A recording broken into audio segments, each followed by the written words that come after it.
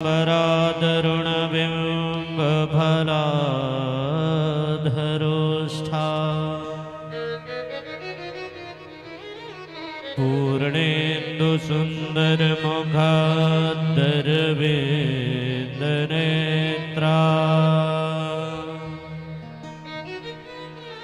कृष्णात् परं किमपि तत्त्वमहं न जाने। बर्हापीडं नटवरवपुः कर्णयो कर्णिकारं बिभ्रद्वासः कनककपिशं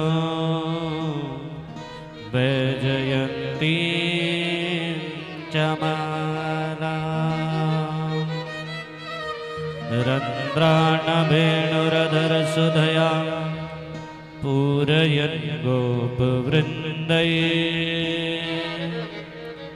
बृन्दारण्यं स्वपदरमणं प्राविशद्गीतकीर्तिः करारविन्देन पदारविन्दं मुखारविन्दे विनिवेशयन्तम् वटस्य पत्रस्य पुटे शयानं बालं मुकुन्दं मनसा स्मरामि। खड्गं चक्रगदेषु चापपरिघां शूलं भुसुण्डीं शिरा संगं सन्ददधिं करस्त्रिनयना सर्वाङ्गभूषावृता नीलास्माद्विनिमासपाददशिकाम् यामस्तोष्पपिते हरौ कमलजो हन्तु मधुकैटभं। बोली दुर्गा मैया की जय। अरे आप लोग इस प्रांगण में बैठे हैं, यह प्रांगण क्या है? श्रीमद् देवी भागवत महापुराण का प्रांगण। जैसे कि गुरुदेव जी ने सुनाया था कि यह प्रांगण क्या है, यह कल्प वृक्ष है, कल्पद्रुम है। और कल्प वृक्ष का मतलब होता है कि जैसे कि कल्प वृक्ष के नीचे बैठकर हम जो भी कल्पना करते हैं वह कल्पना पूर्ण होती है। तो हम इस भागवत प्रांगण में आए हो ना, तो व्यर्थ की बातें नहीं करना चाहिए। क्या करना चाहिए? भगवान का भजन करना चाहिए, संकीर्तन करना चाहिए, जप करना चाहिए, या केवल यही विचार करते रहना चाहिए कि सर्वे भवन्तु सुखिना सर्वे सन्तु निरामया। क्योंकि जब तक आप ऐसा विचार नहीं करोगे ना कि सब सुखी रहें, तब तक आप भी सुखी नहीं रह सकते हो। क्योंकि सब में आप हो। अगर आप निवेदन करो ना कि मुझे अकेले को प्रसन्न करना, तो भगवान कभी आप पर कृपा नहीं करेंगे। लेकिन अगर आप यह विचार करो कि सर्वे भवन्तु सुखिना सर्वे सन्तु निरामयः, तो आप सब में आ जाओगे, तो आपको भी प्रसन्नता हो जाएगी, आप भी सुखी हो जाओगे। और एक और विशेष बात है ना, ये आप लोगों के लिए परम सौभाग्य की बात है कि आपके इस ग्राम, आपके इस धरा में श्रीमद् देवी भागवत महापुराण का गायन पाठन हो रहा है। क्योंकि कहा गया बड़े भाग्य मानुष तन पावा सुर दुर्लभ सद ग्रंथि गावा। ये बड़े भाग्य से मिला हुआ मनुष्य देह है। और उसमें दूसरी विशेष बात क्या? दुर्लभो मानसो देहो, दुर्लभ मनुष्य देह और दुर्लभ श्री पुराण की कथा। ये बड़े भाग्य से मिलती है। भाग्योदये न बहुजन्म समर्जिते न सतसंगम चलवते पुरुषो यदा वै अज्ञान कृत मोह मनांधकार नासम तदोदयते विवेकः। ये विवेक को जागृत करने वाली पुराण है, तो ये भाग्य से मिली है, तो यह अवसर अब हाथ से नहीं जाना चाहिए। और वो कब होगा? जब हम आए प्रांगण में बैठे, कथा सुने, भजन सुने, तब। क्योंकि नवधा भक्ति में प्रथम भक्ति क्या है? सुनना। क्योंकि रामायण में भी लिखा है ना, प्रथम भक्ति संतन कर संगा। संतों का संग करना ही पहली भक्ति है। अब संतों का संग किस लिए करना है? ये पुराणों में लिखा है। पुराणों में 9 भक्ति में पहली भक्ति है श्रोतभ्या, सुनना। श्रवणम कीर्तनम यस्य स्मरणम पाद सेवनम अर्चनम बंदनम दास्यम साक्ष्य आत्म निवेदनम। ये 9 भक्ति है। इन भक्तियों को हमें समझ लेना है बस, और पुराण का कोई और सार नहीं है। गुरुजी जो आपको इतने दिन से सिखा रहे हैं, समझा रहे हैं, सुना रहे हैं ना, तो समझ जाना यह केवल वही सार सिखा रहे हैं कि हमें जीवन कैसे जीना है, जीवन में क्या विशेष है।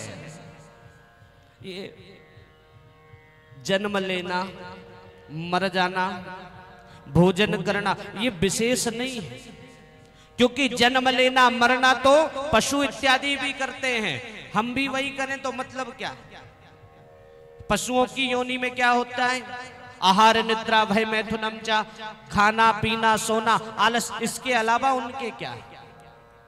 और हमारे में क्या? हमारे और उसमें कोई भेद है तो वो केवल यही भेद है कि वह भगवान की भक्ति नहीं कर सकते और हम भगवान की भक्ति कर सकते हैं।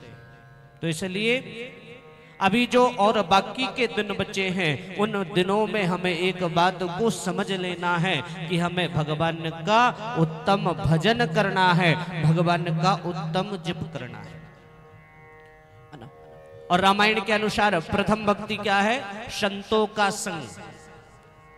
कल हमारे इस प्रांगण में परम संत जो केवल नर्मदा जल पी करके रहते हैं, ऐसे संत का आगमन होगा। तो ऐसे संत का दर्शन हो जाना, ऐसे संत का संग हो जाना ही सत्संग है, और वही मुक्ति, और कुछ नहीं। संतों का दर्शन कर लेना। प्रथम भक्ति क्या है? प्रथम भक्ति संतन कर संगा, संतों का संग। हमें उन संत से क्या सीखना, ये भी सीख लो। ऐसा नहीं कि संत के सामने बैठ के रोने लगना कि हमारा परिवार, हमारे बेटी बेटा बच्चा नौकरी, ये संतों का विषय है ही नहीं। संतों का विषय क्या है?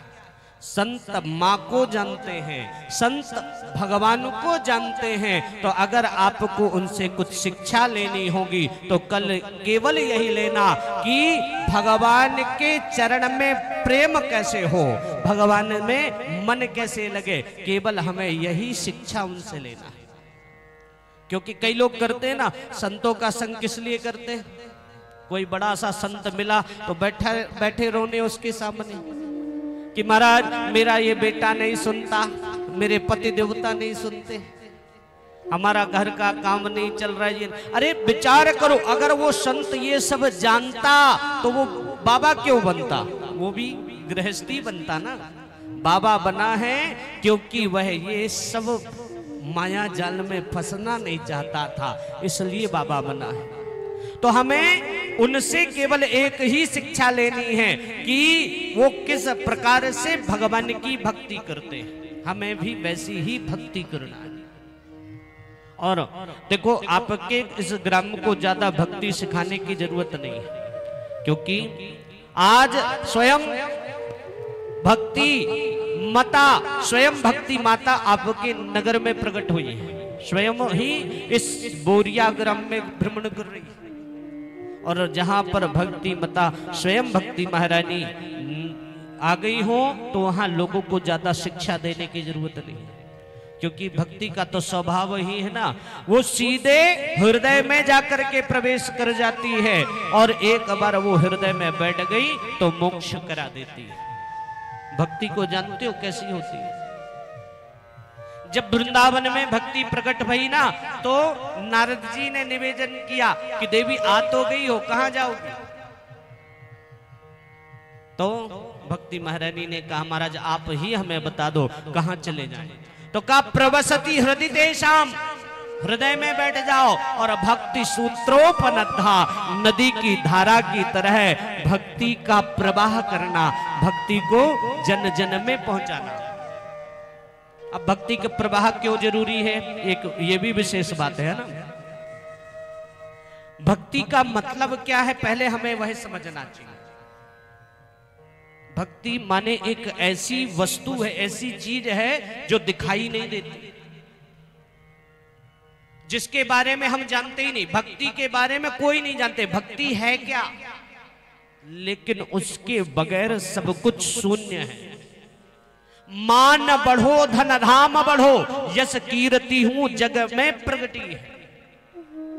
झूमत द्वार गजेंद्र हजार, सो इंद्रहु से कछु नाय घटी है। तुलसी जगदीश की भक्ति बिना, जैसे सुंदर नारी की नाक कटी है। भक्ति के अलावा अगर जीवन में सब कुछ है ना, तो सारी शोभा दूर है, कुछ नहीं है आपके पास। भक्ति अकेली अगर हो गई ना, तो ध्यान देना, मीरा अनपढ़ थी, पढ़ना लिखना नहीं जानती थी, लेकिन लोग आज उसी को पढ़ करके पीएचडी करते हैं। सुदामा,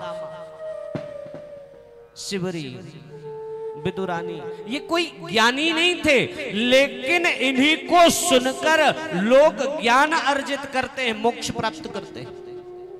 क्योंकि अगर शिवरी ज्ञानी होती ना, तो मेरे राम कभी शिवरी को नहीं मिलते। क्योंकि देखिए ज्ञान यह कहता है कि अगर हम भगवान के लिए भोजन पकाते हैं ना, तो बोलना भी नहीं चाहिए, नहीं तो झूठा थूक उछटेगी, प्रसाद जूठा हो जाएगा। उस शिवरी ने क्या किया, बेर उठाई और मुंह में लगा लिया और मेरे राम को खिला दिया और राम ने पा लिया। कारण केवल भक्ति है। प्रबल प्रेम के पाले पड़कर प्रभु को नियम बदलते देखा, अपना मान टले टल जाए, भक्त का मान न टलते देखा। इसलिए भक्ति करना है ना, तो वैसी ही करना, विदुर की तरह, विदुरानी की तरह, शिवरी की तरह, कर्मा की तरह। और जानो अगर भक्ति ना कर पाओ ना, तो फिर शून्य हो जाना। दो ही प्रकार से भगवान मिल सकते हैं। पहला उपाय है भक्ति, जिसमें प्रभु जी मिल जाते हैं, और अगर भक्ति ना कर पाओ ना, तो शून्य हो जाना, तो भगवान मिल सकते हैं। शून्य का मतलब जानते हो? शून्य का मतलब होता है कि जो कुछ नहीं जानता है। जैसे अबोध अरभज्ञ, छोटे बच्चे को लोग भगवान क्यों कहते हैं? क्योंकि वो कुछ जानता ही नहीं। अरे कोई बड़ा राजा हो तो बड़ा व्यक्ति किसी में मजाल जो राजा की सिंहासन पर बैठ जाए, लेकिन एक छोटे बालक को देखो, वो बैठ सकता है और राजा की दाढ़ी खींच सकता है, क्योंकि वो अबोध है, अरभज्ञ है। तो पहली चीज, या तो अच्छे से भक्ति कर लेना, और भक्ति नहीं कर पाए तो अबोध बन जाना, अरभज्ञ बन जाना, या फिर भोला बन जाना। एक बड़े सुंदर भोला भगत की कथा है, हम उस कथा को श्रवण करेंगे और उसके बाद तब तक गुरु जी का आगमन हो जाएगा। क्योंकि आज मैया का रथ यात्रा होने की वजह से थोड़ा ज्यादा विलंब हो गया है, तो इसलिए आज हम आपको एक बड़ी सुंदर कथा, जिससे हम आपको ये सिखलाएंगे कि आपको क्या करना है। आपने जन्म लिया है और जन्म लेकर मर गए तो कोई मतलब का जीवन नहीं, क्योंकि जन्म लिए हो तो यह पता होना चाहिए कि म्रियमाणस्य किम कर्तव्यम, मरने वाले का कर्तव्य क्या है। हम लोग क्या करते हैं, जन्म लेते हैं फिर मर जाते हैं, फिर जन्म लेते हैं फिर मर जाते हैं। पुनरपि जननम पुनरपि मरणम पुनरपि जननी जठरे शयनम, बार बार इस गर्भ का कष्ट सहन करते हैं। मतलब क्या है? अरे जन्म का कोई मतलब भी तो लिख ले कि हमने जन्म लिया किस लिए? सिर्फ खाने पीने सोने के लिए अगर लिया है तो कुछ पशु हैं जो वो भी जन्म धारण करते हैं, वो भी मरते हैं। तो हम में उनमें कोई तो भेद होना चाहिए ना। तो उनमें और हम में भेद जो है एक सुंदर कथा सिखलाती है, भोला की कथा। ये बड़ी अद्भुत कथा है, यहाँ ज्यादातर लोगों ने सुन भी रखी होगी, लेकिन फिर भी हम उस कथा को जरूर गायन करेंगे, कहेंगे। एक व्यक्ति था घर में सबसे छोटा, बड़े आनंद से घर में रहता था। वो घर में दिन में 4 बार खाना खाया करता था और काम कुछ नहीं करता था। तो ध्यान देना, दुनिया का कोई ऐसा व्यक्ति नहीं है जो हमें व्यर्थ बैठा करके खिलाए। केवल एक ईश्वर ही है जो सबको खिलाते हैं, बाकी किसी में मजाल नहीं जो किसी को एक जन को भी व्यर्थ खिलाए। आपके घर कोई पगला हो है ना, तो 2-4 दिन में परेशान होकर उसे घर से निकाल दोगे, लेकिन भगवान के यहाँ लाखों करोड़ों बगैर काम किए खाते हैं। कहा गया ना, अजगर करे ना चाकरी, पंछी करे ना काज, दास मलूका कह गए सबके दाता राम। जब दांत न थे तब दूध दियो, अब दांत दियो तो वो अन्न भी दे है। जल में थल में पशु पक्षिन की सबकी सुध ले तो वो तेरी भी रहे। लेकिन विचार करना, वो भगवान है जो खिला सकता है, हम लोग किसी को नहीं खिला सकते। अब भोला दिन में 4 बार खाता था, इस चक्कर में घर वाले परेशान, कहते थे भैया काम किया कर। तो कहा महाराज काम आता ही नहीं। तो सब नाराज होके उसे चिल्लाया करते थे, काम का ना धाम का, दुश्मन अनाज का। दिन भर पड़े पड़े खाते रहता है। और वो बुरा नहीं मानता था, फिर भी सुबह होए खाने बैठ जाए। एक दिन पिताजी ने ज्यादा डांट लगाई दी, नाराज हो गया, घर से बाहर निकल गया। थोड़ी दूर गया, विचार किया, वापिस आ गया। पिताजी ने चिल्लाया, क्यों गया था, वापिस काय को आ गया? कहा मुझे लगा कि तुम्हें मेरी याद आती होगी इसलिए आ गया। और उन्होंने डांट लगाया, तो तुझे कौन याद करेगा, चल भाग, भगाई दी। अब ये एक जलाशय के किनारे बैठा विचार कर रहा है कि जब जिसने जन्म दिया है वही मेरी तरफ नहीं देख रहा है तो मैं क्यों रह के करूंगा क्या? विचार कर। तो जैसे सबने डांट लगाई तो वह एक संत के पास पहुंच गए। संतों के पास जैसे गया और संतों की चर्चा चल रही है, तो हमारे गुरु महाराज भी पधार गए हैं। सभी लोग स्थान पर बैठ के ही गुरु ही प्रणाम मन ही मन की ना, मन में गुरु जी को प्रणाम करेंगे। बढ़िया एक स्वागत गीत के माध्यम से गुरु जी का स्वागत, और उसके बाद जो बाकी बची कथा है वो फिर करेंगे। बोल गुरु महाराज की।